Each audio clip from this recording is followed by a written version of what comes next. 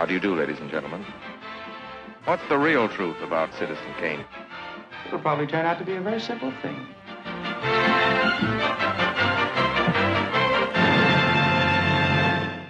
Hey everybody, hope you're doing well. I'm Parker. And I'm Max. And welcome back to another episode of Better Than Citizen Kane, the highly subjective show where we look at a movie and ask that titular question. Because when every movie ever made is a reasonable contender for the title of greatest film of all time, you have to wonder, Better Than Citizen Kane. And this week at the Dance Academy, I finally realized what Parker was mouthing all those days ago. So now I'm just going to turn the blue iris and, hell was behind the door. Yeah, we're going to meet death now. Looks like it's the living dead.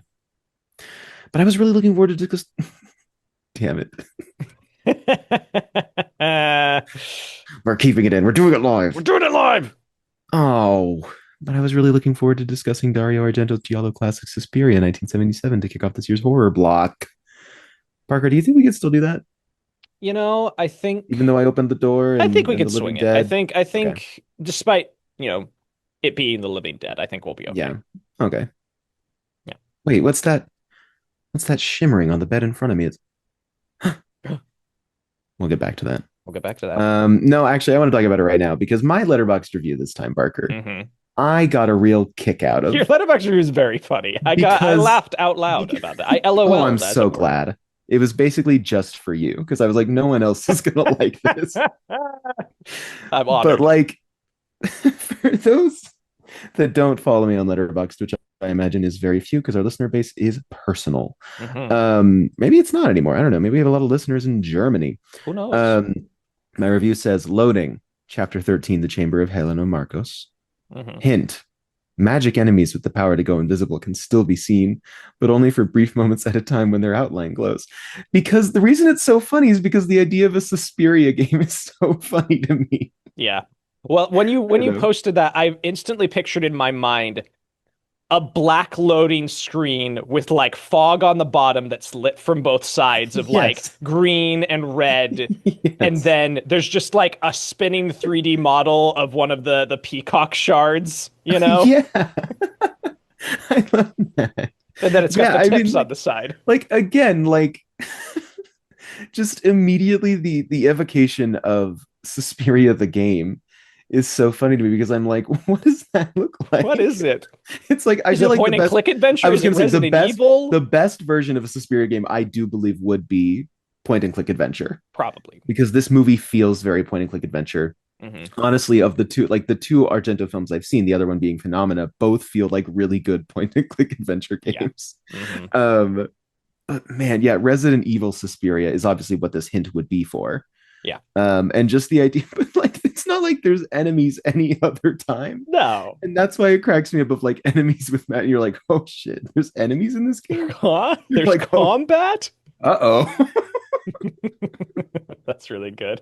Just because like, oh man. Anyway, Suspiria the game just gave me a big old kick. While we're on the subject of Letterboxd reviews, Parker. Yes. Like I called you into the office. I'm like, Parker. Because, okay, quick rundown. This is the first movie Parker and I ever watched together. It is. Which is lovely. It was a movie night at Parker's apartment where I also met the other odd brother, Will, some friends of the show, I'm sure.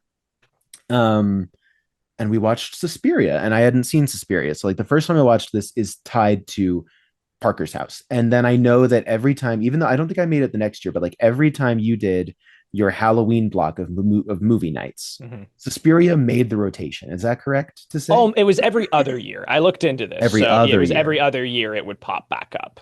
Okay, right. Because you did. I see here. You saw it for the first time September 2020. Yep. 5 years ago, the day of recording, almost. 5 years ago, the day of recording. Whoa, spooky. Ooh, welcome to the horror block, everybody. Horror block. We got to find a name for this. Horror block. September. It should be Kane themed. We'll figure it out. Yeah. September 2021. I'm seeing here 4 stars. October 2023. I'm seeing 4 stars. September 2025. 4 stars. 3.5 stars. 3.5 stars. Okay. Now, what has he said? Okay, he says here, never have there been visuals more load bearing because the rest of this is the world's best made bad movie. I feel like I've betrayed you in some way. No, not really, because here's the thing. I watched this movie and I was like, this movie is a 4-star movie. I just don't think I like Suspiria that much. Sure. And yet I've seen it like 4 times. Yeah. See, I had the realization while I was watching it this time where I was like, you know, I really like this 3.5-star movie. Like that's where I was with it. I was like, I feel like the 4 has been that I really love the visuals and I love looking at this thing, So this your review sparked a question for me because I was like, something about this feels meaner than usual from Parker. Interesting. And then I was like, why does it feel mean? I was like, it's not mean. Maybe it's that you end with bad movie. Yeah. But everything before that is nice.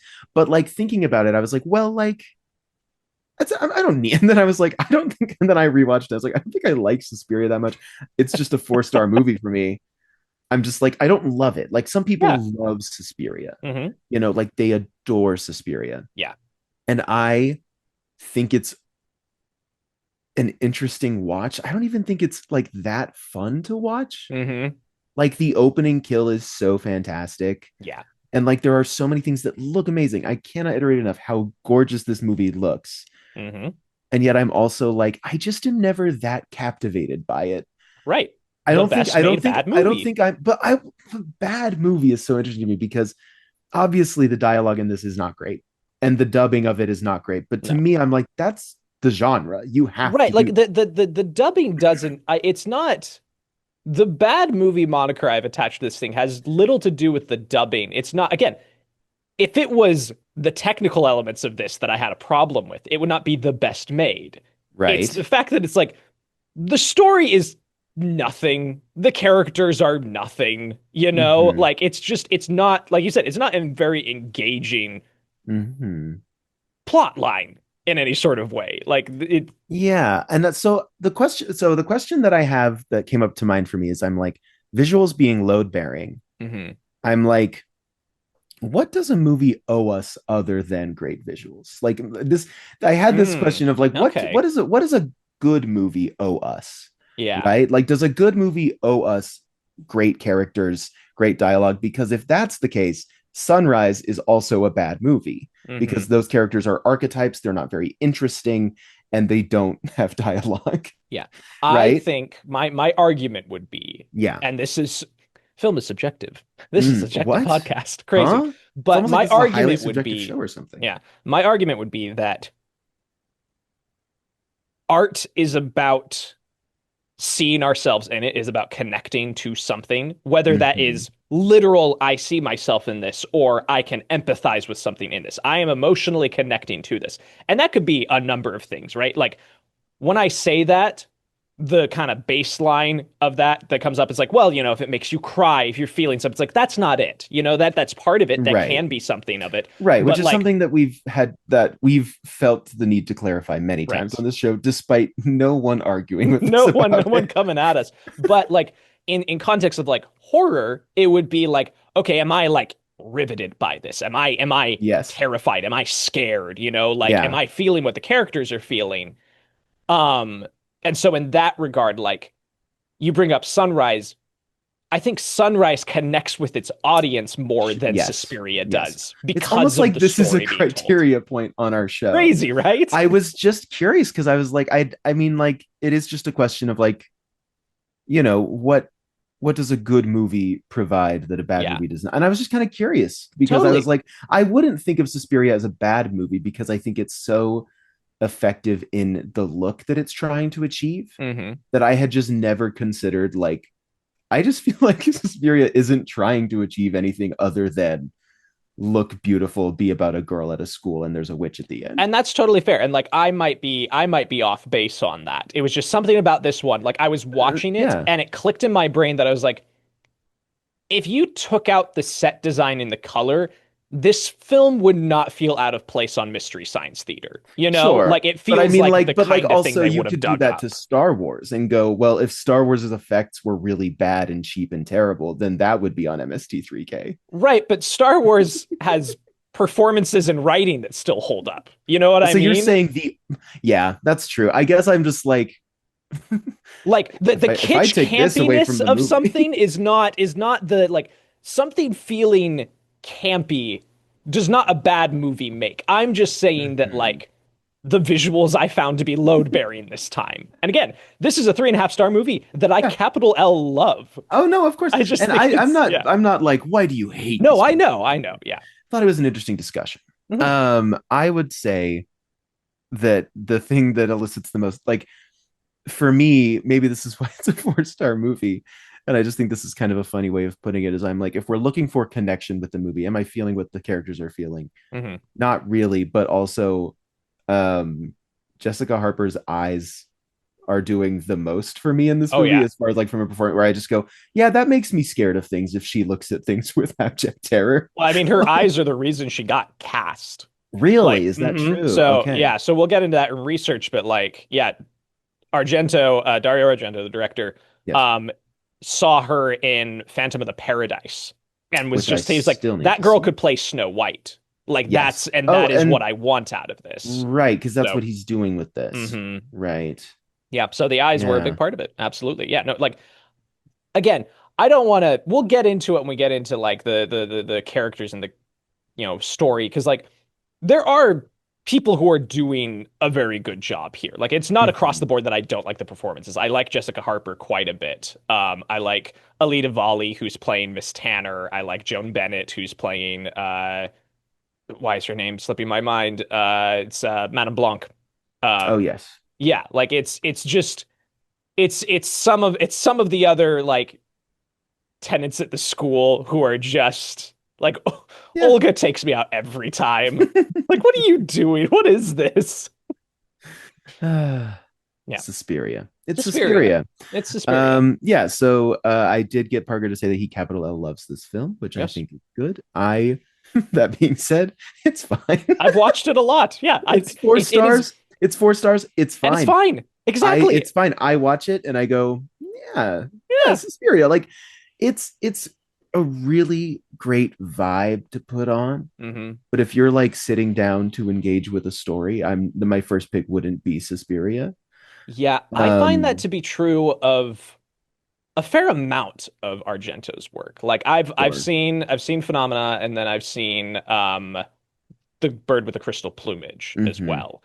Um, And that one tries, it's so interesting. I'd be curious for you to watch that movie because Hmm. it feels like it's trying to be a Clute, like it's trying to be Oh, that level interesting. of thriller, Hmm. but it doesn't quite have like, it doesn't have the foundation to build off of. So it is like a lot of his movies are just so vibey, you just like put them on and you Yeah, like, you catch the visuals and you're like, man, yeah. look at that, And I guess like my question is with Suspiria, which this will come up a lot more in the criteria section of the show, Mhm. but like, is that all he's aiming for? Or is I he don't with know. Suspiria, is he like as I was watching this, I was like, what is this movie about? Mhm. Like, what is this about? Like, what is the theme that is here? Yeah. I You mean, know? in the And like stuff that you, I was, oh, go ahead. yeah, no, please, Just in the please. stuff I was finding, he talks a lot about like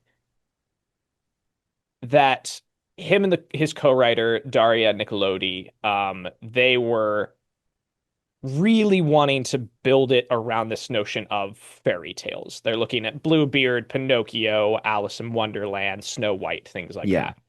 And there is like a very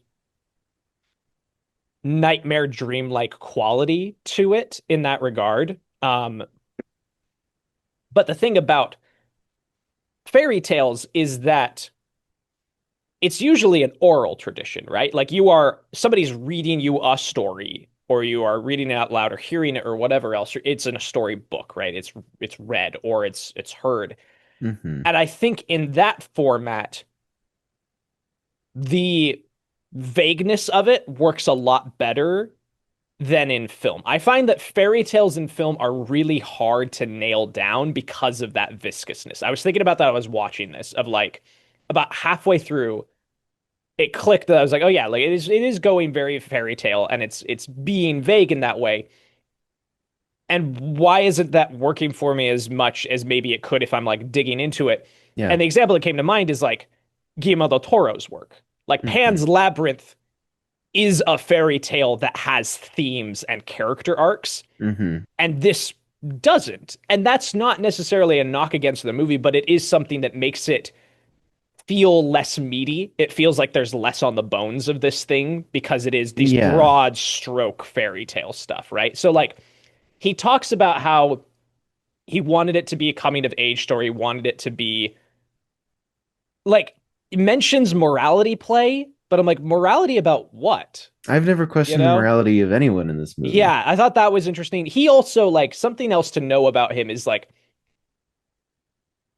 he buys into all this stuff. Like he fully believes this. He has where's the quote that I thought this was interesting? Wait, what do you mean he believes this? Like He believes witches? he believes in witchcraft. Like Oh, he okay. became obsessed with the idea of the magic triangle, which is a point Oh, where yeah. France, Germany, and Switzerland meet. Like he did a bunch of reading. This is based in part by like an 1800s essay by Thomas de Quincey called Suspiria de Profundis, which is about like Whoa. witches and just the history of like black queens and all of this stuff, right? Hmm. But he has this quote where he talking about commenting on witchcraft and the occult or the occult gets me every time I watch this movie. She was obsessed with the occult. Cool. Um, Argento stated, quote, "There's very little to joke about. It's something that Oh, exists." sorry. Yeah. Sorry. Sorry, Dario. Sorry, Dario.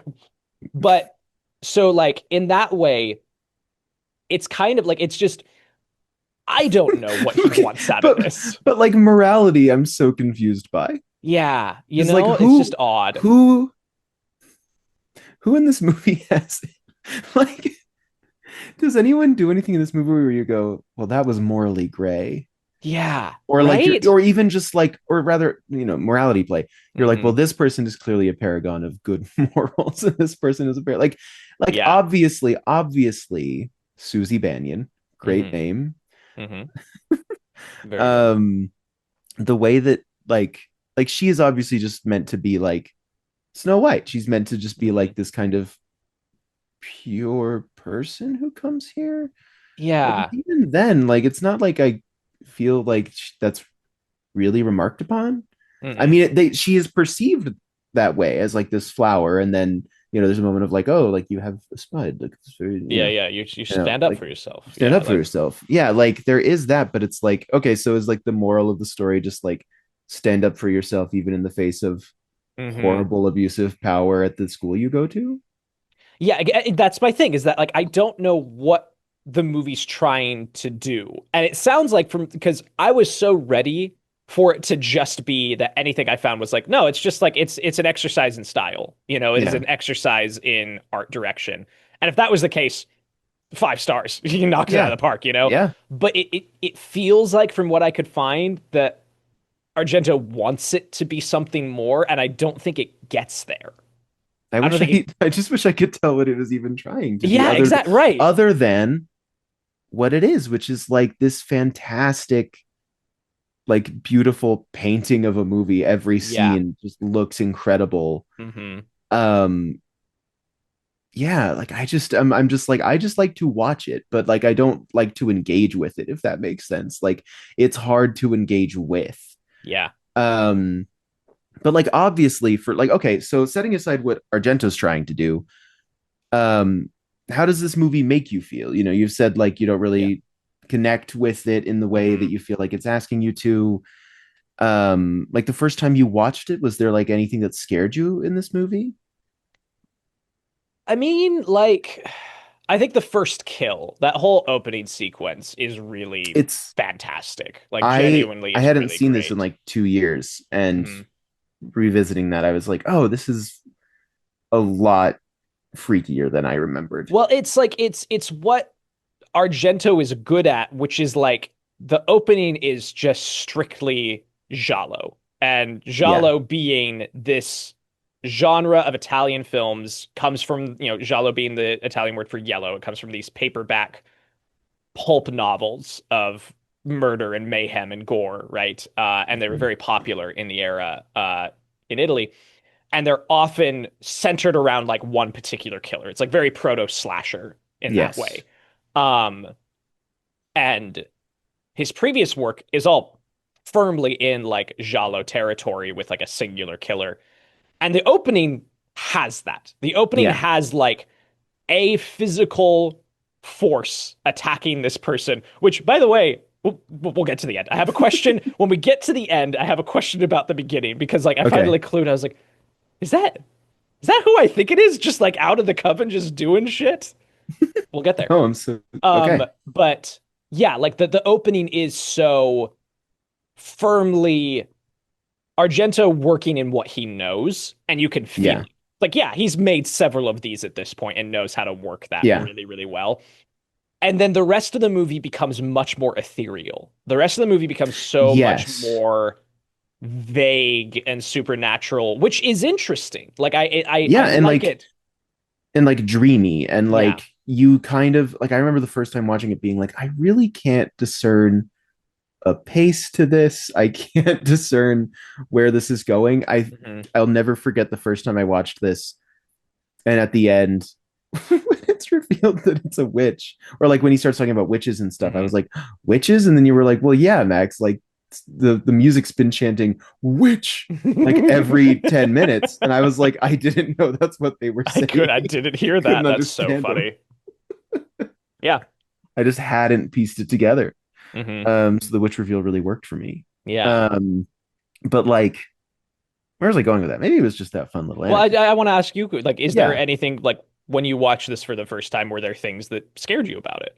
I mean, scared me. First kill is kind of just like freaky, and I really liked it. But then I remember the second time we watched it with your group of friends, and someone was like, "Whoa," and I was like, "No, it's like whatever." Like I was like, "It's not." And then like a 2 year break, I was like, "Whoa," again. Whoa. So you know, Yeah.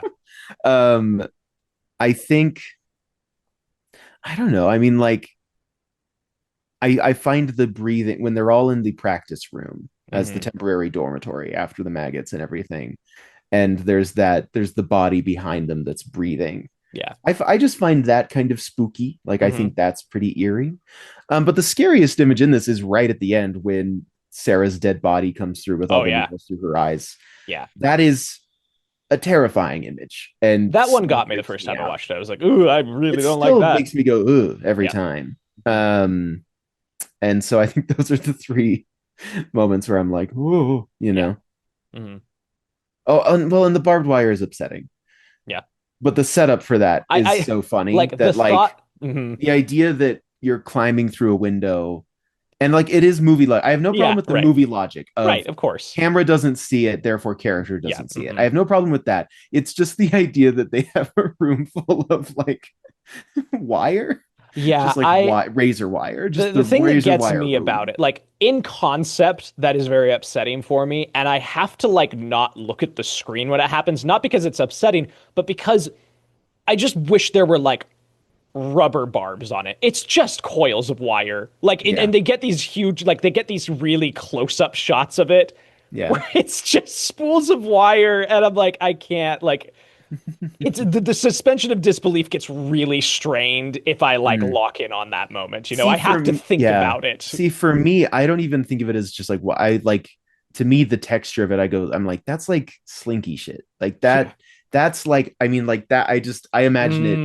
The idea of a smooth wire being able to cut you, I think, is what freaks me out. Like I don't go, well, that wouldn't hurt you. Was the I think of it as rounded. My brain always thinks of it as rounded coil, which is just I think of it as like sharp. Interesting. Okay, because I've never thought about it that way. The movie is showing me that it's sharp. So I go, oh, I've always just been like, oh, barbed wire, clearly not barbed wire. But that's interesting. I had not thought about it that way. I just think it's spooky wire. That's really. It's very sharp. Yeah. Okay. Yeah. You make an excellent point. Is there like a reason that a school would have a closet full of razor wire? There's also not a reason that the school would put meat in the attic. No, but just but like maybe it's witch stuff. I don't know. You could, maybe. Maybe Helena Marcos eats the wire and bathes in the meat. We don't know what she does. We have no idea what she does. Yeah. She is the only enemy in the Suspiria game. It's one big stab and that's it. It's what you got to do. And it's a good stab, by the way. It's a good stab. It's a very good great stab. Well, we'll get to it. Okay. Yeah. I'm sure let's get through the making of whatever you want to say. I mean, not a lot to talk about. the thing that I found interesting is this was processed by the last remaining Technicolor machine in Rome. Technicolor had gone out several Oh, years before, had kind of been out yeah. by the 50s. But there are two, and I'm not a Technicolor expert, so anybody who's listening, I apologize if I'm messing this up. But as I understand it, there are two main types of like processes for Technicolor development. One of them is emulsion based for your prints, and the other one is imbibition based. And I don't understand the technical aspects of those different chemical processes, but imbibition Technicolor prints, that process was used on The Wizard of Oz and Gone with the Wind, and it makes for much more vivid colors in its rendition, Mm. which allows you to basically do early color grading, essentially, because what's happening is that you get a blue print, a red print, and a green print, and you can then bump any one of those colors individually as you're doing the chemical process. So Hmm. skin tones can stay the same, but whichever of those three colors you've picked, you can then boost up, right? So like they're using a green light on set, but then this particular Technicolor process allows them to boost that even more than a regular emulsion-based development process would have allowed for, Oh, okay. which is interesting. Yeah. It is a process already. They're using Technicolor, which is about 20 years out of date, and on top of that, they're using this particular chemical process, which is about 40 years out of date at that point, which is just an interesting way of doing it. Yeah. Um, the cinematographer Luciano Tovoli talks about how like he had no experience doing slashers or horror and had really like didn't care for the genre very much, but was very excited by what Argento wanted to do with color in this specifically, and so came on board and they tag team this Technicolor process that they shoot. I really love the use of anamorphic lenses in this film. I really like the way everything gets distorted on the edges of the frame. Like everything Yeah. bends inward in a really fun way, which I like a lot. Yeah. Um, you mentioned it already, but like as was common practice in Italian filmmaking at the time, almost all of the dialogue is dubbed over. Because you're Yes. getting a lot of different actors, right? So like you're getting actors who are American, you're getting British, you're getting Italian, you're getting German. Like it's just a melting pot. And it's very interesting watching. There are certain actors like that opening sequence, they are clearly speaking English words phonetically and don't Yes. understand what they're saying. But then other times, some of the girls are clearly speaking another language. Like none Yeah. of the lip flap is matching up at all. But that's just the nature of these kind of low budget Italian films is that everybody knew what the script was, but everybody would speak their own native languages. You see this a lot in the Sergio Leone Dollars Yes. trilogy as well, of just Yeah. like one guy speaking Italian, another dude speaking French, another dude speaking English, and then they're all dubbed over in English, right? Yeah. Um, let's see. There's a few pieces here and there that is like recorded on set, specifically when the police show up after the first murder, that conversation that they're having, all of them together, is dubbed on set, which is a very rare thing. Hmm. Um, let's see. Anything else to Oh, share? sorry. Okay. So Oh, I yes, just please. found, yeah, I just found this interview with Argento Hmm. for Another Man magazine, it would seem. This is from 2018. Hmm. Um, and just kind of looking at this, like him talking, I didn't realize that Argento started his career as a film critic. Mm, That's pretty that's interesting. very interesting. Um, let's see. He had been toying with adapting one of H.P. Lovecraft's stories, but couldn't find a way into the author's dense mythology. Then he started rereading his old copy of the book you mentioned, Suspiria de Profundis. Hmm. Um, and he just kind of started thinking about he became fixated on the section about the three mothers, a trio of ancient malevolent witches, and in particular, Monster Suspiriorum, the mother of sighs, and how Daria Nicolodi, his lover and the co-star in Deep Red, had told him about her grandmother, who as a child took piano lessons at an old school on the German-Swiss border where black magic was on the after-hours curriculum. Mm-hmm. So that's really fun that it's like, his lover who he wrote this with was like, no, it's like, this is kind of, it's kind of interesting. Which is fun too, because I also read in a different interview that later in life he came forward and he's like, I found out that story was made up and I'm really sad about it. Not real. Oh. Let's see. The structure of the movie came to him while he was tripping on some good acid. Oh, sure. A fever that to makes dream, sense. a fever to dream logic piecing everything together. And he described to Tivoli, who is that the cinematographer? Yeah, okay. He said he wants it starts how most horror films end. So it starts with the end of a horror film, out of control, blood-soaked, terrifying, just keeps going like a never-ending operatic crescendo. I don't know if it just keeps going. I feel like really, really drop off after that first kill, and then we have to build it all back up again, and then it just kind of a crazy climax, and then it just kind of explodes at the end anyway. Yeah. Psychedelic fairy tale, as you mentioned. Interviewer asks him, is this a feminist film? And he says, it's true. Almost everyone is female in Suspiria. All the heroes and villains are women, and the few men are either blind, mute, or useless. But I don't know if it is feminist. People tell me it is. And I find that funny in context of our ongoing discussion of, is this a feminist film? But this time it's Suspiria. And Argento's like, I don't know. As people think it is. And then there was just this last thing that I really wanted to, obviously he's talking about a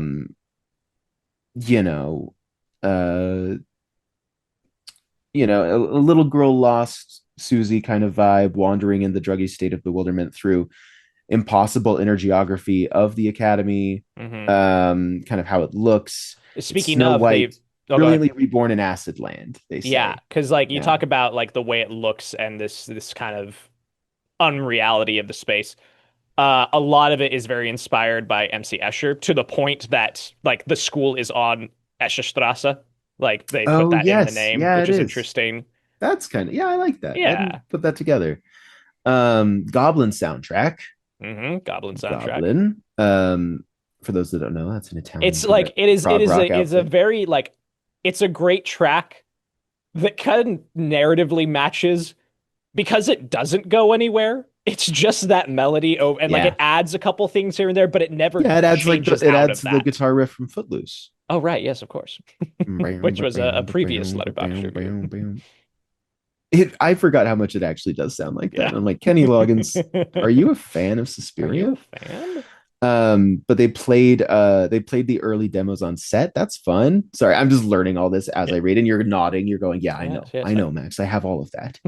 But the thing, okay, this is why I brought up this interview, because I was so curious. I read it in someone's Letterboxd review, and I wanted to find the source. At the end, what is he's asked, what is the enduring magic of Suspiria? And he says, it's a mystery to me. He says, gathering his empty coffee cup and shopping bag. Anyway, I don't believe in magic. It's a marvelous idea that spells that could change your life and magic is real. However, it isn't true. But I think maybe Suspiria has a soul, an important soul. Okay. Anyway, I spent so long trying to find that quote and then read a bunch of other stuff that you already knew. That's okay. But stuff I didn't bring up, so you're doing great. Okay. Parker always gives me a grade on how I'm doing in the podcast. At the end of every episode, he goes, C+. Every episode he says C+. I think this time I might get something a little higher. Could be. Or maybe he'll just reveal himself to be Helena Marcos and try to kill me with my dead friend. Okay. Any last things, Burger, before we do summary here? Summary is probably going to go quick too. I think we just hop into summary. There's nothing in particular. So we start with Suzy Bennion.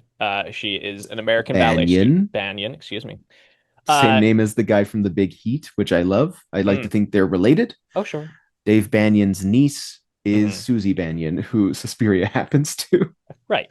Dave Bennion being the main character in The Big Heat. Good movie. Anyway, go ahead. An American ballet student. She arrives in Germany. She's here to study. Love the airport, though. The airport vibes are so good. Her walking down, really the music coming in only when the doors open. It's such an interesting choice to like. Now it reads as very funny. Yeah, because it's like it feels like a meme. Right. But I really do like the choice of like there's a storm outside and there's foreboding music that is accompanying the storm. And it's almost like I don't think she can hear the music, otherwise she'd know it was a witch. But she like I don't know, it's kind of interesting. I like playing with that. It's of, a very the fun playing of is diegetic. Experiencing this feeling of foreboding, right? Yeah, I agree. Yeah. It's a very interesting like manipulation of diegesis, which I enjoy quite a bit. And it does read silly. It does read. I showed this to Ellie, and Ellie laughed. I said, "What?" No, it is fun. Everyone laughs. I remember the whole group laughed when we watched it. But I do like it. Taxi. Yep. Gets in the cab. Already, movie looks amazing. Yeah, I love the colors in the cab. My favorite thing about this movie is that it fully throws like motivated lighting out of the window. It doesn't matter. Yeah. Like, don't even think about it. Suzy's in the back of this cab and has this perfect colored fill light, and the colors going by in the city are not attached to anything at all. They go, we get a shot of like a passing building that has these floodlights, and each one is a different primary color. And it's like, that none of this makes any sense. And that's okay. Don't worry about it. Like it just very quickly establishes. I mean, from like the first shot is we're in the airport and they're in the red room of the airport. Like it's just this blood red light, and everybody's like, yeah, okay. The way airports look, I would love to go to that airport. Also just imagining the misery of someone who is so annoying about like facts and logic in filmmaking. Just watching this movie and be like, well, that doesn't make any sense. Why does the lights look like that? The lights wouldn't look like that. It's the airport. Please never ever let citizens get their hands on this. The idea of a miserable of a person just being like, it doesn't make any sense. Doesn't make sense. I mean, it doesn't make any sense that it'd be lit like that, because like who would even light it like that? Ding. Yeah. What's been bothering me about remembering when I used to watch CinemaSins when I was 13 is that he'd always be like, knock it for how long the logos would go at the front of a movie. Yeah. And I'm like, oftentimes that's because that's legally binding. But also they needed a lot of production companies to make the movie. Yeah. Like, it's fine. It's fine. Relax. Anyway, I've just continued to be mad about that. Anyway, moving on. So Suzy arrives at the school. It's pouring rain. And as she's getting out of the taxi cab, a girl runs out of the front door, and she's saying something, and we can't hear what she's saying. And Suzy's like, hey, can you help me? And she leaves. She just runs off into the night. She's saying, Hugh did this. Hugh did this. That's exactly right. Yeah. Suzy tries to like buzz into the school, and somebody answers the intercom. Is like, I don't know you. Go away. You can't come in. She's like, no, I'm expected. I have a letter. She's like, go away. And so she gets back in the cab. She's like, I guess I'm going to go find a hotel for the night. And then this other girl, Pat is her name. It is fun to like open your movie with our main character and then have them like brush past the cold open and then be like, okay, setting aside main character, cold open happening now. Yeah, the weird like protagonist swap there for a second is an interesting choice. Because this is just like, the opening kill at the beginning of Scream. Yeah. But it's like we just start with Suzy. We start with our main character and then we see the kill. I think it's interesting. Yeah, I agree. It is like interesting. The pacing was dictated by an acid trip. It's interesting. Yeah. Again, structure, do whatever you want. Yes, do whatever. I don't want it to seem like I'm like, you have to follow the rules. No, of course not. Okay. So this girl, Pat, she runs and heads to her sister, her friends. I've never understood this relationship. I don't know who this person is, but she goes, her mom, her aunt. I don't know. Yeah, she goes to an older girl's house, and it's this crazy apartment building. Like every interior shot of this movie, it's the Grand Budapest Hotel. Yes, absolutely. It's just like, where'd you even find this stuff, man? So she goes and takes refuge at her friend's apartment. What do you think the rent in that apartment is like? Do you think it's really expensive or really cheap? Because it's really so cheap. I'm going to say it's really cheap. Okay. And so is trying to tell her friend that something weird happened at the school, but like is too traumatized to talk about it. Like her friend's like, well, are you going to tell me? And she's like, I can't. Like, and she's like, okay, well, we'll talk about it later. Go take a shower, freshen up. Like, you're soaked. Windows open. Yeah, windows open. And then we see a pair of glowing eyes out of the window, and she gets frightened. She grabs the lamp, she goes to the window, and then a hairy arm bursts through and grabs her. The face pressing against the glass is so good. Just like it's so upsetting. It's so upsetting. Genuinely. I genuinely like. I hate that. Like the idea of that and the Yeah. knowing that it's going to break, I'm like, it is really freaky Yep. and fun. Pat is attacked, stabbed repeatedly. The figure grabs some electrical wire and makes a noose and wraps it around her neck, just so she's super dead. I hate when she's on that big glass window at the top, when it's just her head poked through when her friend looks up. That's just really upsetting. And then it breaking, her falling. Well, first, before we do that, there's like, this movie has a signature style of like, the violence is violent, but it's also kind of campy sometimes, of like the blood is clearly like bright acrylic paint. But then in the mix of that, you'll have these horrifying gore close-ups of like her beating heart in her chest gets stabbed. And it's like, oh my God. Yeah. Like, it's wild. Yeah. You just get a couple of those little inserts every time one of these kills happen where you're like, oh, yike. Truly walks the line between you being like, whoa, and then, oh my God. And then you're like, oh, whoa. Like, like it's that kind of mix. Okay, well, Pat's dead. Pat's dead. Her friend's dead. I do love the reveal glass. of like the glass shard through the face is very really cool. Very cool. Like very unique. Awesome. Good kills. Anyway, so we're back to Suzy. Yep. Suzy goes back the next morning. She meets Miss Tanner, the head instructor, who, shout out to Alita Volley. I didn't realize this. She is Orson Welles' girlfriend in The Third Man. Yes, she is. And she is also the laboratory assistant in Eyes Without a Face. Yes, she is. Thank you. Because I was like, I know that name because the last time I watched Eyes Without a Face, I very specifically looked her up because I really like what she does in Eyes Without a Face. I think she's so good in that movie. So good in that movie. And I had not connected before that it was the same actor. Yeah. Oh, wow. Yeah. That's cool. Okay, it's very cool. Like, okay, I good love run. Good run. Really, I mean, if you can be in those movies, fantastic. Absolutely. So she meets Miss Tanner and Madame Blanc, who is also Joan Bennett is... a star of old Hollywood, was in a ton of film noirs in the 30s and 40s, like fully cut her teeth doing that. Fun to, I always enjoy seeing it's what we talked about a little bit with Night of the Hunter. I love seeing golden age and silent era actresses, what they do later in their careers. It's fascinating to me because the culture is such that, well, if you turned 30, you're dead to us. Your career's over, it's done. And it's like, what do you do after that? And like, it's always fun to see what some people are able to achieve beyond just like, I was on the Love Boat. Yeah.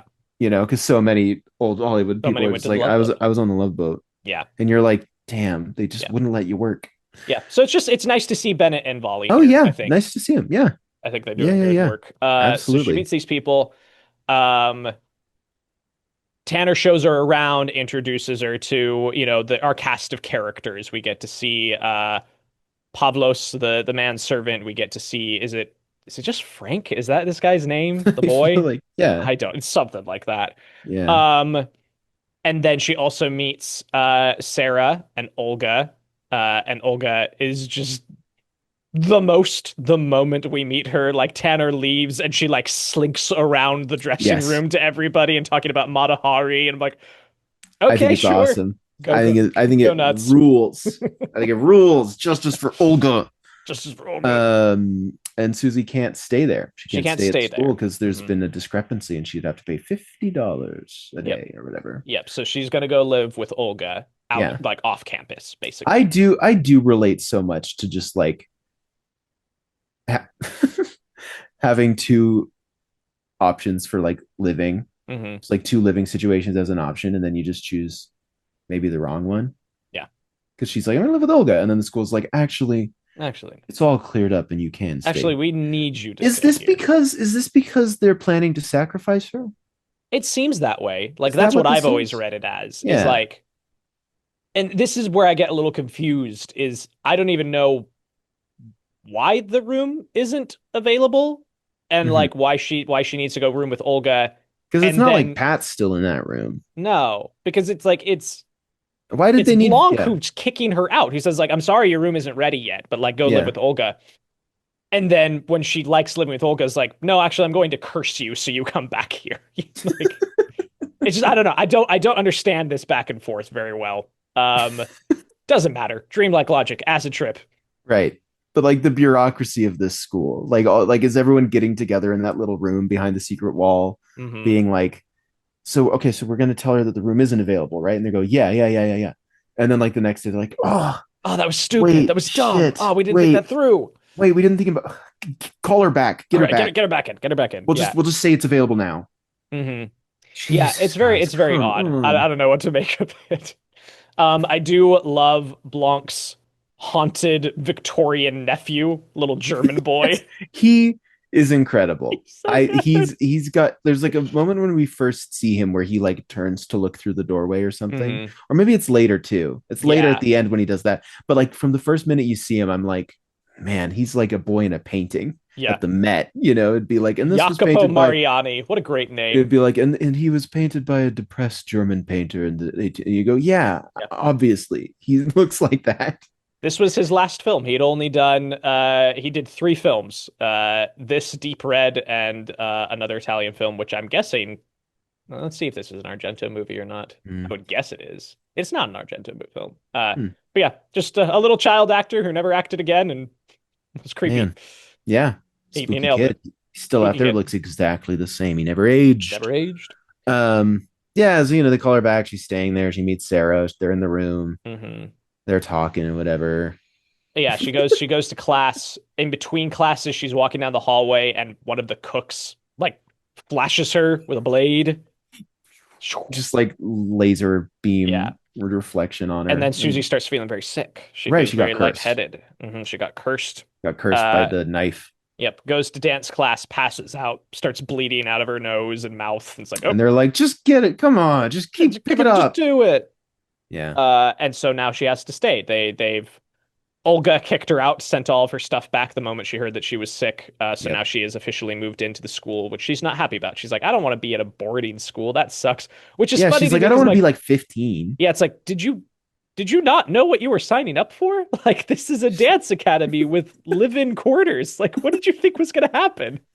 It's just that American, American attitude of like, well, but I don't have to stay where everyone else stays, right? Right, of course. She almost had it.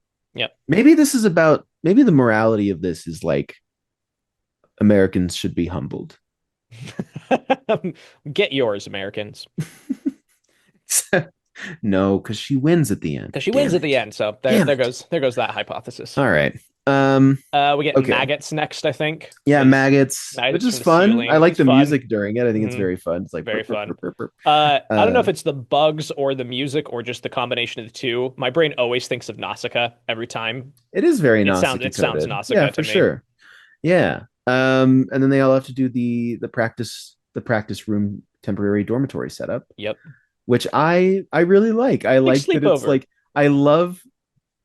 Because like I would just love to see what so many things look like in the Suspiria world, of just like what does like a supermarket look like in the Suspiria world, and it's like fun to see like, okay, so when you turn off the lights in Suspiria, red fills the background. Red like, ambient light the red light has to go somewhere. It can't just turn off. It has to like move to the floor and then like light up the sheets behind you.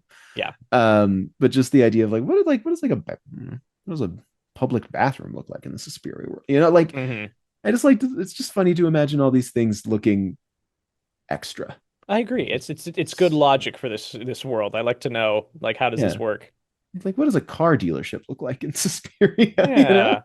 Is it just Germany that looks like this? I don't know. Right, because like you would think that maybe that logic would only apply to the dance academy, but then this girl, like all the apartments we see are equally just like maximalist. Yeah. I agree. What I'm saying is there should be like an HGTV show where they just go around to different houses and they all look like this. Yeah. Hex my crib. HGTV. Pretty good. Hey, pretty good, Parker. That's pretty good. I liked that. Thanks. Got me to go. Okay, so maggots and they're in the room. Yep, they're in the room. There's that boy. That boy that likes her. I think his name is and Mark. I love this moment. Though where the other girls are like, "Wait, he likes you?" or something, and they're like, I heard he was." Never mind. And I was like, okay, so gay people exist in Suspiria. Yeah, and then Sarah like jumps down her throat to be like, just because you tried for him and didn't get him. Slap her. Yeah, these girls are so catty with each other. They all hate each other. That's why Argento's like, I don't know if it's a feminist film, guys. I don't know if it counts. um, but yeah, so they all go to bed, and Sarah hears but doesn't see. Again, dreamlike logic. We see this weird, like Dracula-esque silhouette of someone lying in bed with this horrible wheezing sound. Yes. This awful breathing.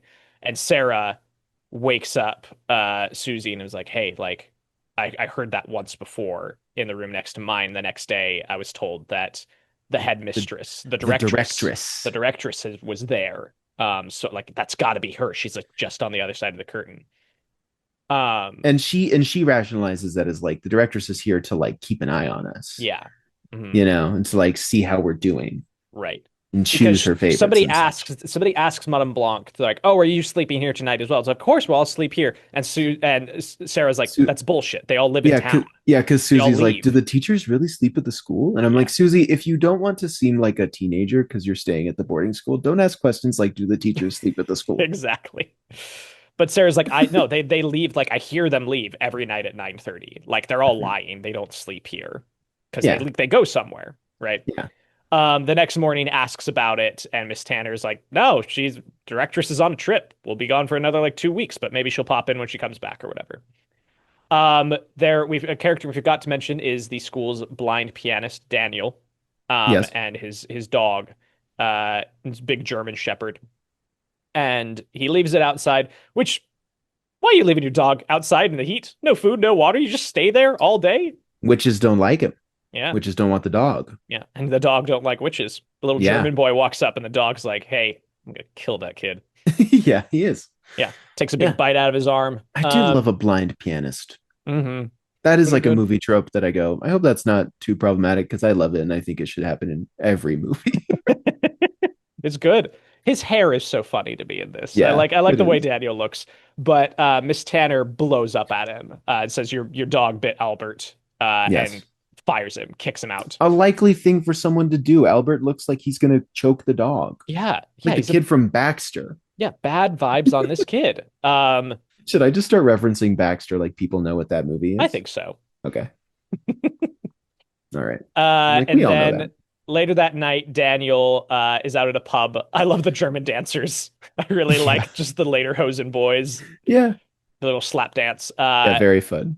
He goes, he's walking home through the plaza. Daniel looks like a cartoon character who would be in like a background extra in 101 Dalmatians, the original like cartoon. Absolutely. Like I think every time I see him, I think of Rocky and Bullwinkle. Like he looks like that to me. I would just love to see like cartoon Daniel and his dog like walking through Lady and the Tramp. You know, that era of Disney. Totally. Yeah, it's a very good pull. I think his hair. I feel like his hair fits it. Yeah. So they go for a walk. They go for a walk, and the dog starts barking, starts freaking out at something that isn't there. They end up in that big courtyard from what's the Hitchcock movie? That I mean, it's very charade. It's very charade. It's a very charade plaza for sure. I was like, wow, the plaza from Charade. And I love this because like the dog is barking, and we just see these shots of the buildings and such, and like this scene is another thing that like after watching it so many times was part of my 3.5 is like I like these sequences, and a lot of these sequences go on for about 30% too long, I think. Sure. Like it's just I can see that. This just kind of keeps going, but it doesn't like the building point feels like it passed about a minute and a half ago, you know? Yeah. And then it just kind of keeps going on and on and on. But I do like it's always hard for me to make out, but it looks like they just have like Halloween store style like witch on broom cutouts for the shadows going across which Gulch. Is just fun. I like it. Gulch. It's Gulch. Yes. Gulch from Wizard of Oz. Yeah. My favorite character, Gulch, the witch from Wizard of Oz. Yeah. Who's going to have the sheriff destroy you? The other day, Parker and I were talking once again because what did I call it? I said the Gulch Toto situation. Gulch Toto situation. I was like, take him to the sheriff's department for that Gulch Toto situation. And then we just sent multiple like planetary laser beams, like Death Star, Man of Steel. Like I'm still really proud of Dr. Manhattan. Yeah, disintegrating. Yeah, that's what the sheriff was going to do to Toto. Yeah. We're still laughing at Gulch being like, I'm gonna have him destroyed. Gonna have that dog destroyed. I'm like, destroyed. Wow. Big But yeah, laser. so we see like 12 Gulch's shadows going across the building. Which you know? it's so hard for me to make out. But after the first watch, I was like, witches. And you were like, yeah, they've been saying witch. And I was like, really? And you were like, they had like cartoon witch shadows on the museum. And I was like, I didn't catch it. It's still like, if you know that's what it's supposed to be, you can see it. But otherwise, it's the shadows are too soft to really tell. So it wasn't. Well, the other thing that I feel like you always point out about this scene is when the dog is killing him, you're like, that's just a hand. The hand puppet. I just love the hand puppet, so the dog hand puppet, just like. But it's not like the fact that it's not biting; it's just shaking side to side is really good. Yeah, it's very puppet comedy vibe. Yeah. So the witches possess the dog. The dog bites Daniel's jugular. Again, weird gore shots of like they're just giving this dog like a roast steak to eat or something. Yeah. Just like the pulling of meat. Like he's eating him. He didn't bite him. He's eating him. He's eating him. And that sucks. Because when they're like, he bit Albert, Daniel's like, he wouldn't do that. He's never bitten anyone in his life. You're just like, man, he was a good dog. He was a good dog. And they made him do evil things. Yeah. I guess that's the morality, is like sometimes a witch will make a dog do an evil thing. Yep.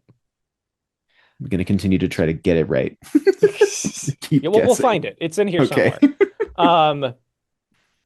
Excuse me. So then Sarah and Suzy are in the pool. Sarah tells her, like, I was the voice on the intercom. I was trying to tell you to go away that night. Like, weird things are going on here, man. Like, Sarah, I feel like you could have said that much earlier. This could have been a much sooner conversation, I think.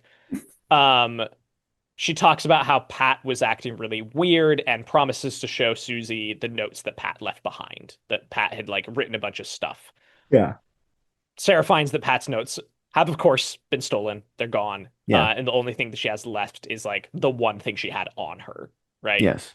And then throughout this, like, so Suzy, is on a diet from being sick. The doctor's like, hey, you have to eat and drink this stuff. You have to drink red wine, build your blood back up.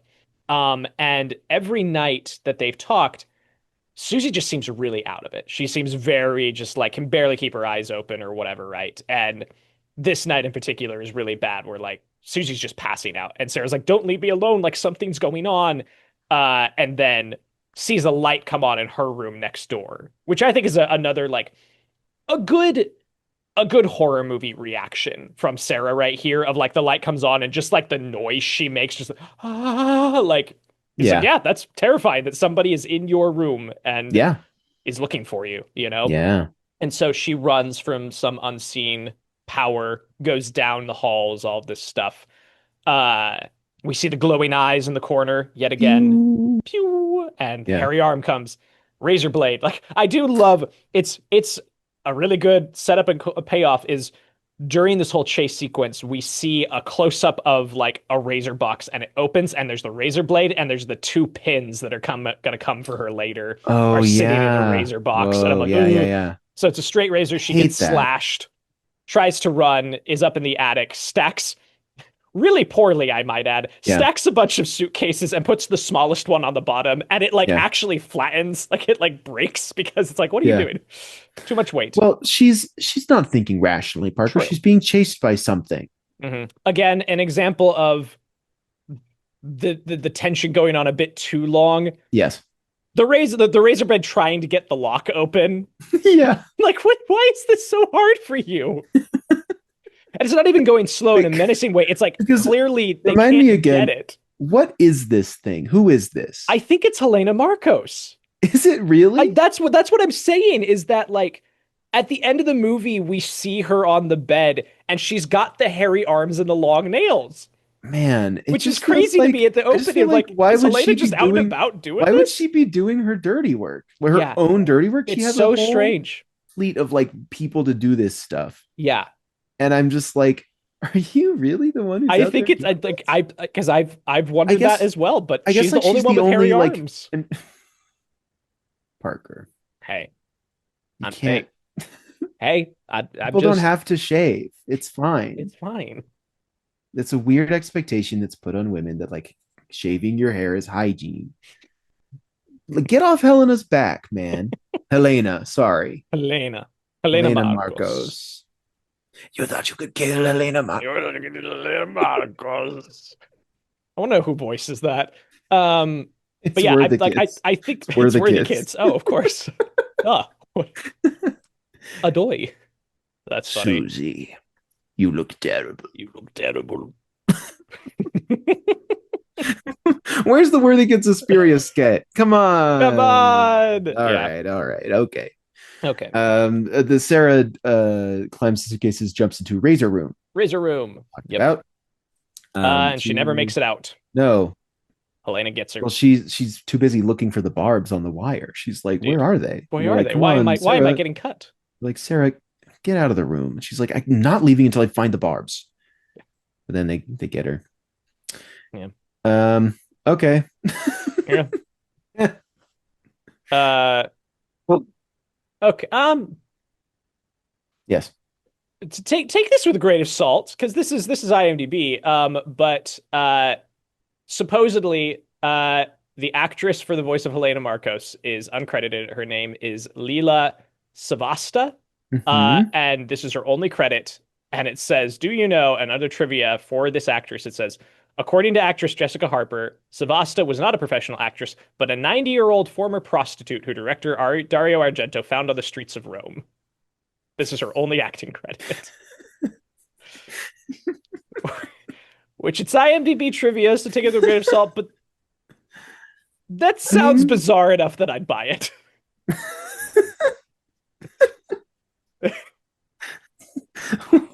Not a 90-year-old former prostitute, a 90-year-old prostitute. 90? 90? 90-year-old former prostitute. Okay. Yes, okay. Yeah, I was former. like, it's like, wait a second. I was like, well, hold on. So supposedly that is the voice of Helena Marcos. Yeah, I mean, I guess I can imagine Dario Argento just wandering the streets of Rome and being like, you. If she's from Rome, she speaks very good English. Like, that's the thing that surprises me, that I'm like, oh, that's got to be like an American actor doing that voice. No, I mean, it sounds like she was just very, well-rounded. And I suppose so. Met a lot of people. Would probably want to know languages for all kinds of different people, customers. Oh, wait, excuse me. Apparently that's the in-person actress. The voiceover is Cecily Brown. Oh? Mm-hmm. Oh? Let's see. Sorry, everyone. We're going on this deep dive for a minute. We haven't even got to Helena, but we're doing this. We're doing this now. We're basically there. Yeah. Let's see. Oh, Cecily Brown? Cecily Brown. This is someone else. Yeah, this is wait. No, yeah. I think this is her. Let's see. Cecily Brown. She was also in Tahiti, The 49th Man. She was also in Deep Red. Yes, she was. Yes. Which is an Argento film. So I imagine this is. Yeah. A lot of voice dubbing here in the later part of her career, it looks like. Yeah, and it doesn't look like she's credited on this. But she's listed as additional crew on Deep Red. Okay. Yeah, Wikipedia has her as the English voice for Helena Marcos. Yep. So. Yep. Okay. Okay. Yeah. Anyway, back Razor Room. Sarah got. Sarah's dead. Sarah's good at it. Sarah's dead. Let's see. The next morning, Suzy is told that Sarah just disappeared in the middle of the night. Like, her room looks ransacked. Like nothing's in there anymore. She just took her stuff and left. Yeah. And Sarah had mentioned a friend of hers, this psychiatrist, which their conversation is very funny to me, because it's just like, well, HIPAA doesn't exist. He's just like, yeah, she was a former patient of mine. She had a nervous breakdown after that. I'm like, just telling you, this is really good. I do really like this scene every time that it comes, her with a psychiatrist, because this is when they're outside, right? This is that first guy. Yeah. I like it because I guess this goes against what I was saying earlier, but it's like we're in a normal version of the world. Like, I don't know, like, it just feels like he's more of just like a normal guy. Yeah.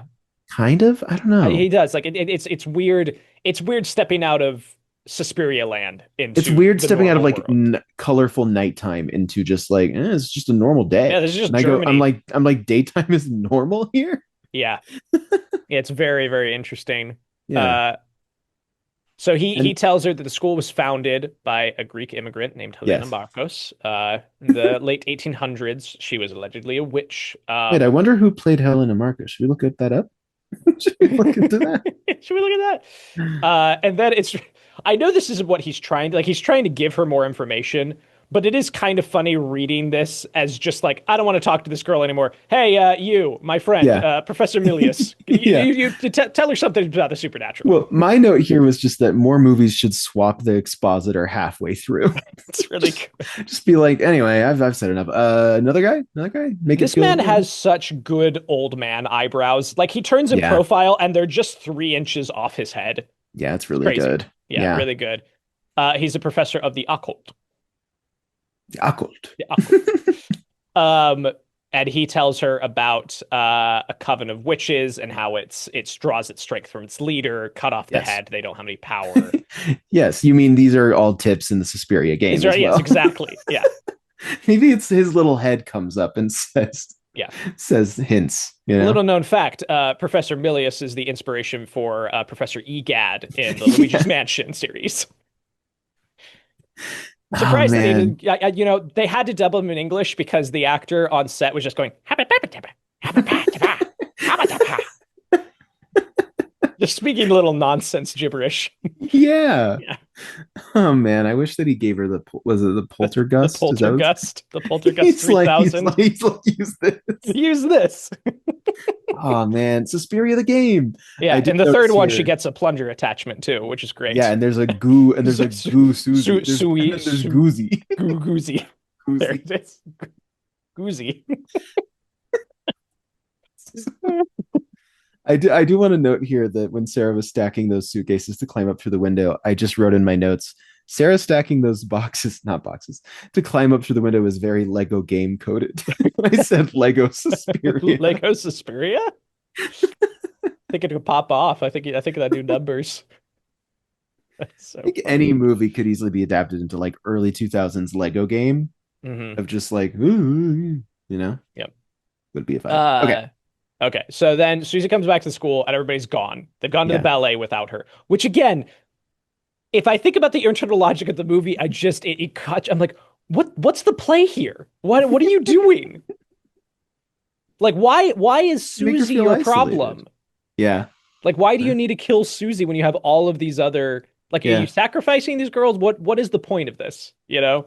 I always read it as sacrifice because I feel like what was happening to Pat was she was going to be sacrificed or something, right? Yeah, like that feels. It feels like that's why she's running away. And when it's like, what's happening? She's like, I can't tell you because she turned the iris and went back into the room and saw Helena Marcos. And Helena Marcos, I don't know. They were gonna get her. I don't know.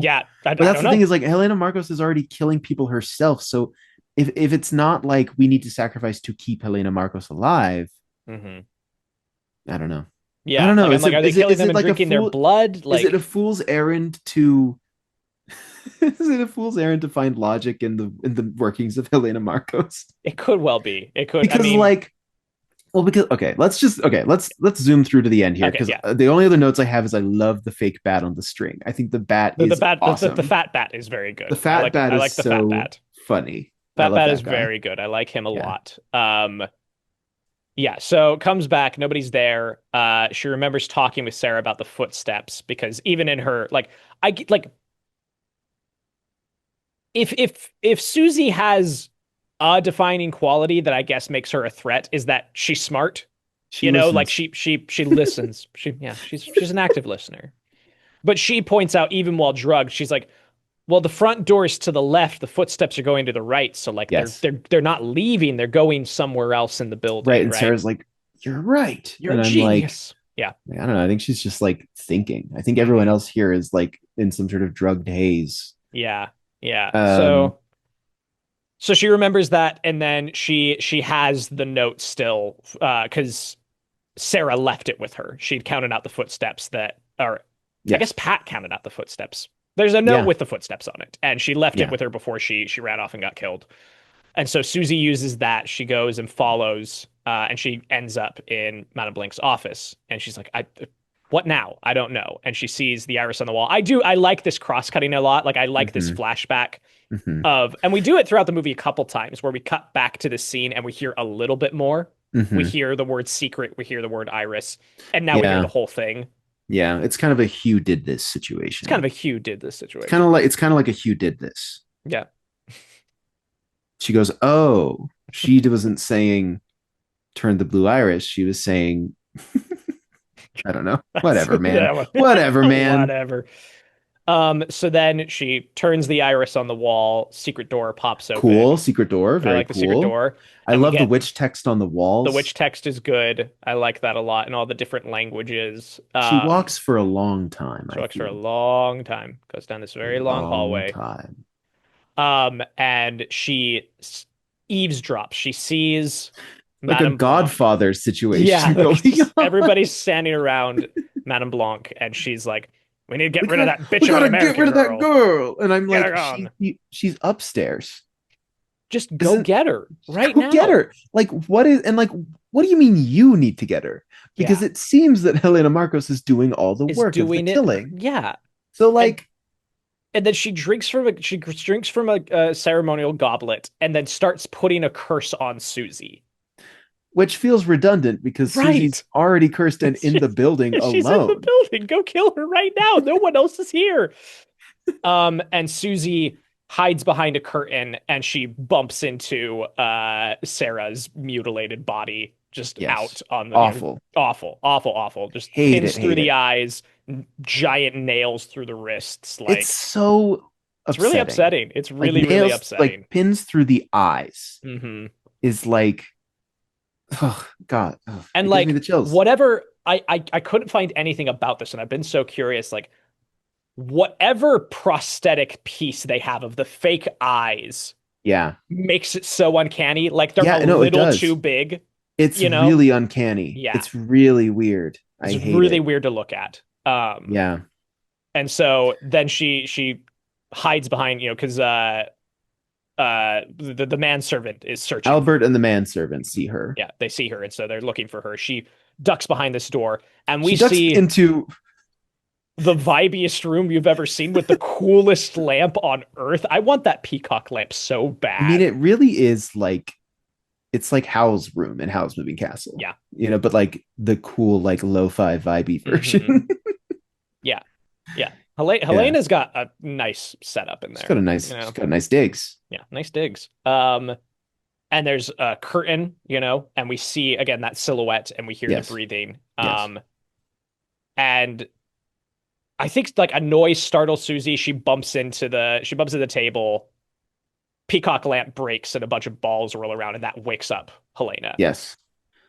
And we see the silhouette sit up, and she starts yelling at her. Yeah, and Suzy like grabs one of the peacock, the shards. And there is so much juice to Helena Marcos being like, "You think you could kill it?" Like the way, like, kill me? Like you want to kill Helena Marcos? Yeah. What is the full line? I'm just the line. Yeah, go find the line because I do. It's like her taunting is really good. It's just really funny. Like not funny. Like it's cool and spooky. It's just like a good. But it is silly, time. But it's, like she says, "Who is it? Who's there? Ah, I've been expecting you, the American girl. I knew you'd come. You want to kill me. You want to kill Helena Marcos." And then she vanishes. Yep. Yeah, so the silhouette's there, and Suzy pulls the curtain back, and there's nothing there. Just like, I like the imprint on the bed, though, a lot. It's good. Yeah, it's really good. It's really good. You wanted to kill me. What are you gonna do now, huh? Now death is coming for you. The gets me every time. Yeah. What are you gonna do now, huh? Now death is coming for you. You wanted to kill Helena Marcos. Hell is behind that door. You're going to meet death now, the living dead. Door opens. Sarah comes in. Awful. Hate it still. I hate the laugh. I hate the blood coming out of her mouth when she smiles. It's upsetting. It's so upsetting. Yeah. Would it be a lot scarier if I like really bought into a friendship between Suzy and Sarah? Yes. Totally. But it as like an image, the horror image, really, really scary. And I just like, again, Helena Marcos, what was your plan? What was the? 'Cause it What seems was like the plan? feels like she's acting separately from everyone else.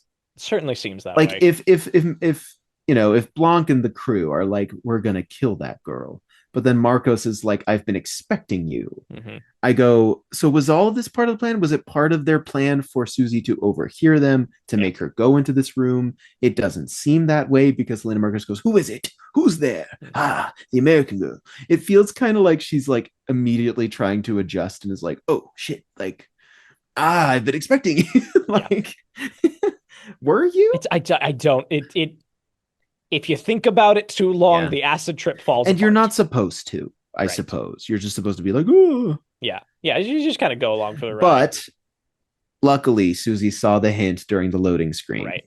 And knows that briefly Helena Marcos will shimmer. Hmm. And that's how you know where she is. Yeah. And She's then got a you real can invisible stab her. jet thing going on. Yeah. And then she stabs her. Hmm. And it's good stabbing. Yeah. Again, one of those random gore shots of Yep. just like the knife going through the back of her neck, Yes. just like yeah. poking out. It's like, oh, yuck. Yuck. Yuck. And then everything goes to hell. Everything just starts Sarah blowing disappears. Sarah gets opacity filtered. Zhoo. Yeah. Whoop. Really funny. Just dragging it to zero. Suzy runs out, and again, like it's just weird dream logic of she runs out and she peeks back in the room and just everybody is writhing and bleeding out of their eyes and like it's like, oh my god. And she runs down the hall. I love the wall splitting as she goes. Like it's that's really such cool. a good effect. I It's really, really really cool. like that. Goes hard. It goes nuts. Yeah, just everything, like doors blowing off of their hinges. Like it's a great climax. Blowing up. Yeah. Just everything blowing up as she's running she out. leaves. How many times do you think that Jessica Harper got hit with this stuff? A lot. Like I would imagine a lot. Maybe not. I don't Maybe know. they had a safe set, Parker. Maybe. It just seemed like these just vases are exploding and Yeah. shrapnel's going everywhere. Like she had to like sustain some injuries. No, doing she this. just did whatever that lieutenant in Pirates 3 does. Oh right, yes. Of Yeah, course. just like walked Yeah. through it all. Mhm. Jessica Harper can just do that. She can just do that. That's great. what inspired that scene in Pirates. Yeah. Gore Verbinski was like, I remember an anecdote from Jessica Harper during the making of Suspiria. Yes. That's really funny. She walks out, building is on fire and explodes more, and then she kind of stumbles away. Her little laugh is interesting to me. Yeah. Yeah, and like, okay, Yeah. earned confidence. Yep. You're just like, I that made was- it out. that was crazy. Crazy. Like, I do love. your friend had pins in her eye. What are you talking about? I'm obsessed with. It cuts to black and it says, "You have been watching Suspiria." It's like, is there more? Is this a commercial break? Are we coming back? Don't change that dial. dropping watching Suspiria. dropping an intermission after the end of the movie, and you're like, wait, so Hold on. hold on. It just comes back. You have now finished watching. You have now Suspiria. finished. They just have like a built-in 15-minute discussion. Yeah. And now for a brief word. Everyone turn to your neighbor. Ask them what they thought of Suspiria. There will be a discussion post on Canvas. Man. Also, It I is- don't it know is just like why a I didn't classic connect movie it. ending. Yeah. Yeah, I didn't know why I But- connected it earlier, but when you were talking about, you were describing the plot and who's like the plot going out between the coven and who's doing what, and you said Madame Blanc, you said Blanc and gang. Yeah. Immediately in my brain. So canonically, this is Benoit's evil aunt. Yeah, it is. He's Yeah. I happen to know a bit about witchcraft, the black sheep of the family. He knows. He knows. He's aware. He's aware. Yeah. Anyway, It's classic gonna come movie up. ending. You're It's absolutely gonna right. come up and wake up Dead Man. Yeah, I think so. This is my first encounter with claims of the living dead. Yeah. Yeah. Classic movie ending. I just love when a movie's like, anyway, everything blew up the end, and you're The like, end. yeah, Cool. like it feels like a 50s, like it feels like, like 50s horror, it Yeah. feels just like, that's it. Mhm. And you go, okay, yeah, Okay, there we we don't are. need to wind down at all. This is Yeah. it. Let's leave on a denouements high. are for cowards. Yeah, absolutely. So that's Suspiria. Suspiria. See if I had any other notes. Yeah. that I Anything else made to when I share was before we get to watching. criteria? just some shots that I really liked. The zoom out and pull back from the drain, I really like. That's good. I really like just the framing of the plaza when Daniel's in the plaza, like that really extreme wide. I really like. And I really like that light bulb shot just before Sarah's death, where we're like on the light bulb and we come down. Like that is nice. I think that's really nice. Just some shots that I really liked. Yeah, that's it. That's it for me. Yeah. Suspiria. Yeah. Neither of us have seen the remake. No. Look what you know, Jack. Yeah, I don't know. Like I should check it out at some point. I just Well, there was that time that we were at Will and Ria's house, and they were like, "We're gonna do both," and we watched the first, and then we were like, we're really tired. It's midnight. Yeah. We have to leave. We have to go. Yeah. But as I understand it, they watch it, but it's like an hour longer. It's like an hour longer. Yeah. Which, like, I understand because it does feel like you could put a lot into this. Sure. I imagine. I don't know. I mean, I know it's very different, but anyway, Suspiria. Criteria? Yeah. Criteria for Suspiria? Criteria Suspiria. Okay, historical and technical relevance. I mean, the strongest argument you can make for Suspiria in this regard, and it's something I've been thinking about, is I think that, like, despite it not having the rest of the trappings of the genre, it feels like this and Blood and Black Lace are like the poster childs for giallo. You know, like I think that like this style of lighting and ultra saturation is extremely influential, and you hear it talked about a lot from contemporary filmmakers who choose a color palette like this. Like Suspiria comes up very often. It is very, very influential in that regard visually, which I think is worth something for a like, historical standpoint. You know? It feels very influential. Yeah. For sure. Outside of that, I'm not sure. What do you think? It is recognized as one of the most influential films in the horror genre. Like, like it just kind of is. Yeah. Let's see. It's been cited as a cult film. Yeah, I mean, I'm gonna say that Kane gets the point, obviously, but like totally. Shout out to Suspiria for being very influential in that way. Yeah.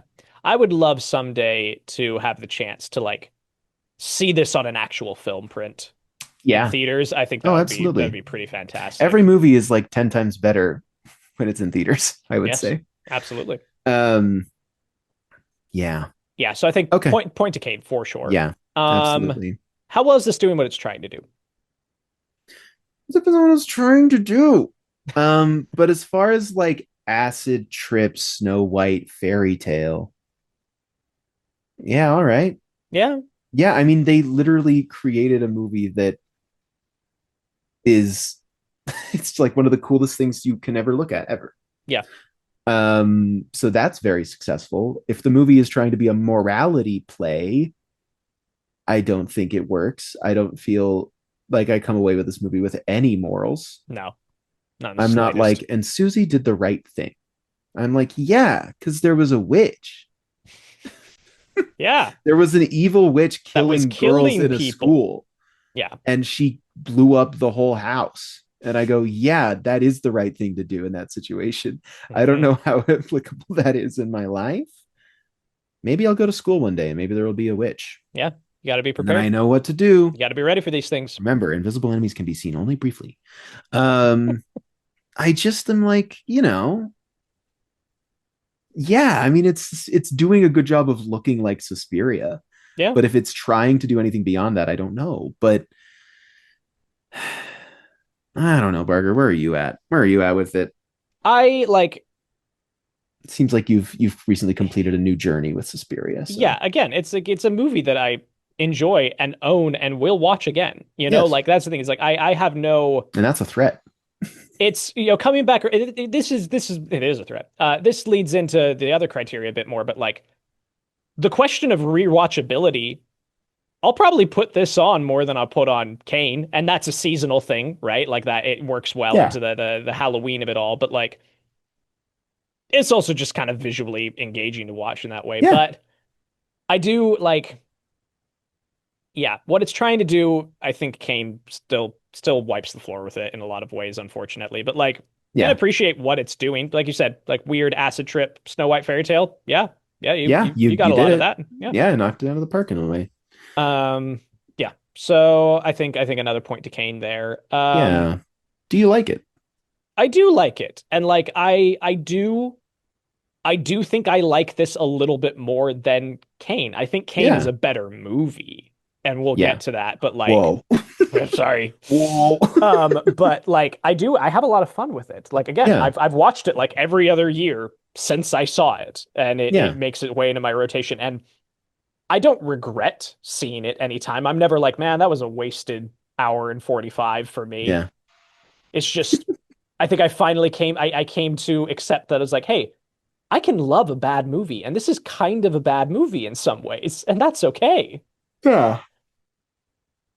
You Man, know? I am just yawning like crazy, y'all. Sorry. Snooze fest. Yeah. Ah, I'm like, oh, boring him Parker's to death over thoughts. here. Ugh. Damn. No,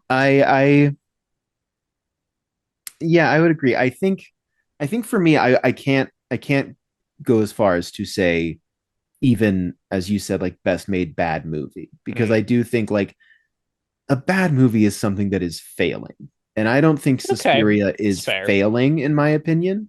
Hmm. But I get what you're saying. Like I Yeah, understand exactly like what you mean when you say that. all right. I just think for me, I'm like, this is successful. Like Suspiria is successful. I'm freaked out at times. Hmm. I vibe with it. It feels like a dream. It looks great.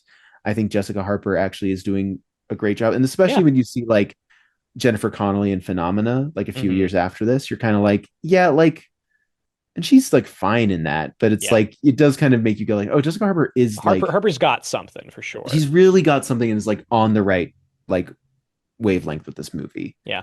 Um, but yeah, I mean, like I do like this movie. I think like if it wasn't such a go-to watch for my friends, I probably would have just seen it the one time. Yeah. Like I don't think I would revisit this. It just like I think it's a great thing of like, oh yeah, it's gonna be on like for Halloween. Like we're gonna have it on Hmm. at the Halloween party. We're gonna put it Yeah. on this. Or like if someone really hasn't seen it, I'd probably be willing to rewatch it. But like at this point, I've seen it 3 times in 4 years, and I go, yeah, I think I can like kind of put Suspiria Yeah. away for a time. Like Hmm. I like to look at it, but I don't love watching it, and that's where I'm coming from with it. Yeah. So I think it's fair. um yeah. Okay. So I guess I need to like I don't know what I'm giving the point to. And I'm kind of okay with just like Parker's point stands as the point because I want Suspiria to have a point. That was like I am so this last one could go either way for me Sure. on Kane or Suspiria, and I Yeah. just kind of I want to throw Suspiria a bone. I Yeah, think it let's should throw the get a bone because point. we've been I feel I worry that there's something that we just don't see in this movie. Sure. So I'm like, let's throw it a bone. Yeah. So yeah, a bone for Suspiria. Right. Taking a step back, that's 2 for Kane, 1 for Suspiria. Yeah. Do, I no. no, it's not. Like again, I like this movie a lot. Yeah. I love I capital L love this movie in a lot of ways, and it's Yeah. something that I have fun revisiting. It's not better than Citizen Kane. Like I don't know what to tell you, No. you know? Yeah. Which is interesting because like when we put this on the calendar, I was like, oh yeah, like one of Parker's like annual watch. Like Yeah. I just didn't realize that it's like every other year. But like this movie is so tied to like you Hmm. during the spooky season that you love so much. Yeah. I'm I like love putting it on. Suspiria. I'm like Suspiria is like up there. Hmm. And so like seeing your review and then me rewatching it, I'm kind of like, oh wow, like going into this, I was like, that obviously, like we're big fans of this. Right. And Yeah. then watching it, I was like, kind of like I really respect it. And I really Hmm. respect people's love for it. I have friends who this is like a favorite movie of. Yeah. And I get it. Like I can see how you could in the same way that like I really vibe with Jarmusch's Mystery Train for some reason. Hmm. And like sometimes a movie just gets you. And I think Yeah. a lot of people really feel seen by this movie in a way It's really interesting. Like Argento said, Suspiria has a soul to it. Mm-hmm. It's a mystery to him, but it's got a soul to it. I think that's true. I think Suspiria is a movie that does have a soul to it. And I totally get it. It's just not for me. It's not one of my movies. So I think that's fair. I think that is a valid point, and I agree on all fronts. I'm going to let you say the full sentence. Okay. Here. Suspiria is not better than Citizen Kane. Oh, should we have a sound cue? Yeah, should we is should it too late? Is it too late? Almost 3 years in? Yeah. Why not? We'll rework the whole show in year 4. We'll up the production value. Yeah. There's gonna be new segments. Yeah, it'll be great. Great. I'm gonna hate Citizen Kane. Parker's gonna think it's the greatest movie of all time. We're just gonna revamp the whole thing. Yeah, exactly. Well, great. It's I'm glad we watched it. I'm happy to have revisited. All that said, I'm happy to have revisited it and kind of feel like I've reached a peace with Suspiria. Not like I was in conflict with it, but just I'm like, okay, I know where I stand. The final thing I'll say about it is like what I was thinking about with this is Ellie and I were playing the letterbox game the other day. Yes. Ellie was like, that could be fun. And so we pulled that up. And one of them was, have we described the letterbox game on the show? I don't know that we have. Okay, well, Parker and I developed an extremely niche, extremely nerdy game called the letterbox game. And what's even funnier is that we started this game the day that we saw Lawrence of Arabia in Las Vegas in theaters with an intermission, came back, put on the Local Hero soundtrack on vinyl, and then started playing the. And I'm like, that's kind of like peak nerds. Max Parker. Yeah, like that truly is like peak Max Parker hangout. But the letterbox game is Parker and I scroll through the other's letterbox diary and choose an entry at random, and then tell the other person a little bit of facts about the entry of like, okay, you gave this movie 4 stars, and they'll be like, it's a first time watch. It's a first time watch. You logged it September 12th, 2023. Something like that. And then the other person has to guess. And it's honestly really fun. I have a great time. And I was thinking about how much I enjoy playing. So yeah, I enjoy playing it as well. We got to do that sometime soon. We like to be like, oh, it's so nerd. But like, it's fun. It's a fun time. It's entertaining. Yeah. But we were playing that, and one of them that popped up was Disney's The Sword and the Stone. Which I gave like 3 stars to, and I said like perfectly unassuming and just like calm. Like I can't remember exactly, but I had very positive things to say about it in the review. And I was thinking about that because we did that right after watching this movie. And I was like, I think that's how I feel about Suspiria. Of like, I'm okay letting it be a 3.5-star movie for me because like that's all it needs to be. It doesn't need to be a 5-star movie. I don't think it's trying to be a 5-star movie, Yeah. I think that's great. I think it's another development and evolution of what you've talked about of like, not every movie is trying to be Citizen Kane, and that's okay, And that's just fine. Yeah, and I think in that regard, I was like, I don't think that every movie wants to be a 5-star movie. And so I'm fine giving this 3.5 and saying, like, I think this is a great time. Yeah. Great. So that's my final word on Suspiria. I really like that. And I think we'll end there. Max, what are we doing next time? Next time, the thing is that he's some kind of a psycho. He's kind of like a psycho, if you can imagine it. I'm really excited. It's Psycho. It's Psycho 1960. It's going to be in theaters. It's in theaters for Regal's month of masterpieces. Yes, got to go catch that. Looking forward to it. They're not doing a 9 o'clock showing where I live. And I try to catch these after work. Yeah. So I may not be able to see it in theaters.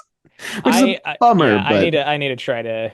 I'm going to see if I can catch it. Because it would be fun. I would again. Like I am high on seeing repertory screenings in movies right now because like Paper Moon on the big screen rocked.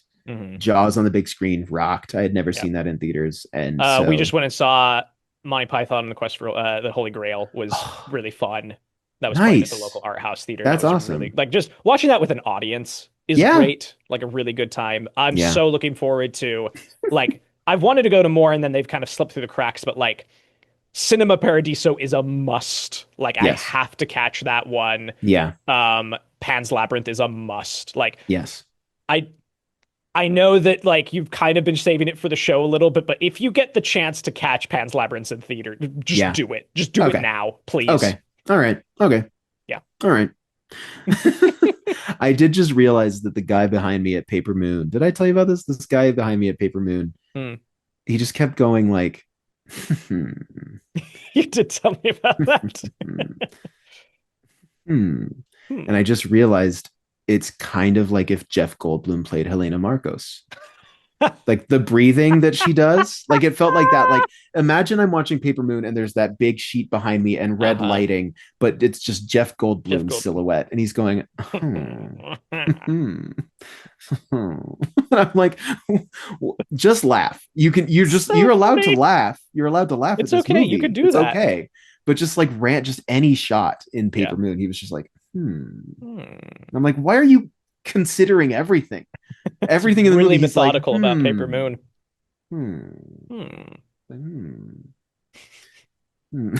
Anyway, all right, okay, let's get out of here. All right, see everybody next time for Psycho. Thanks for listening. Thanks everyone. Bye. Bye.